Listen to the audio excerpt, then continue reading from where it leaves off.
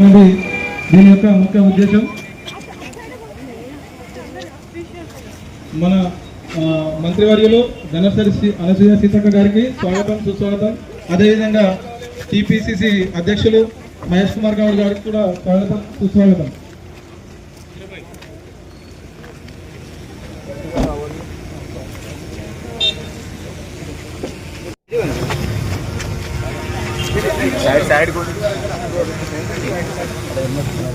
Helmet ధరించండి, తమ ప్రాణాలను కాపాడుకోండి అనే ఉద్దేశంతో మన కామారెడ్డి పోలీస్ వాళ్ళ మేము క్లాప్ ఐటమ్స్ తో హెల్మెట్ నమూనాను తయారు చేయడం జరిగింది.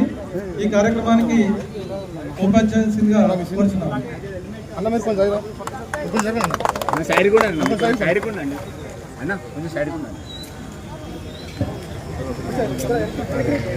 కొంచెం బ్యాక్ ఉండండి అన్న, కొంచెం బ్యాక్ ఉండండి. కేజీలతో క్రాప్ ఐటమ్స్ తో ఈ నమూనాను తయారు చేయడం జరిగింది.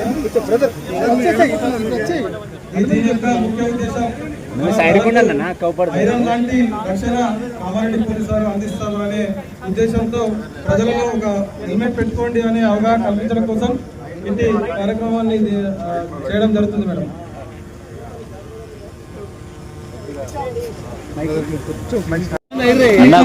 జిల్లా ఎస్పీ గారు రాజేష్ చంద్ర గారు, కలెక్టర్ గారు, అడిషనల్ ఎస్పీ గారు, పోలీస్ శాఖ ఆధ్వర్యంలో ఒక మంచి కార్యక్రమాన్ని పబ్లిక్ ప్లేస్ లో పబ్లిక్ అవేర్నెస్ కోసం మరి హెల్మెట్ అనేది ఎంత అవసరమో వివరిస్తూ మరి తయారు చేసినటువంటి ఆ హెల్మెట్ను మా ద్వారా ప్రారంభించడానికి ఆహ్వానించినందుకు ధన్యవాదాలు.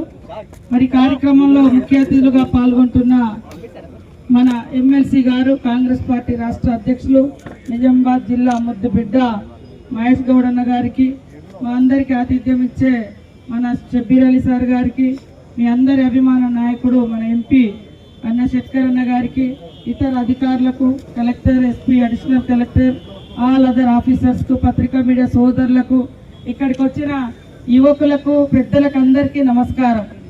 మనము చాలా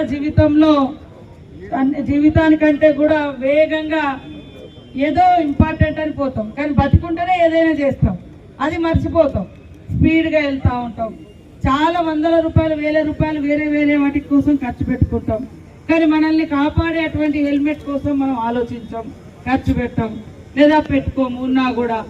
ఇట్లా చాలా మంది తెలిసినటువంటి వాళ్ళు చనిపోయినప్పుడు అదే అనిపిస్తుంది, హెల్మెట్ లేకపోవడం మూలంగానే ఆయన ప్రాణం కోల్పోయిండు, హెల్మెట్ లేకపోవడం మూలంగానే ఇబ్బంది అయింది.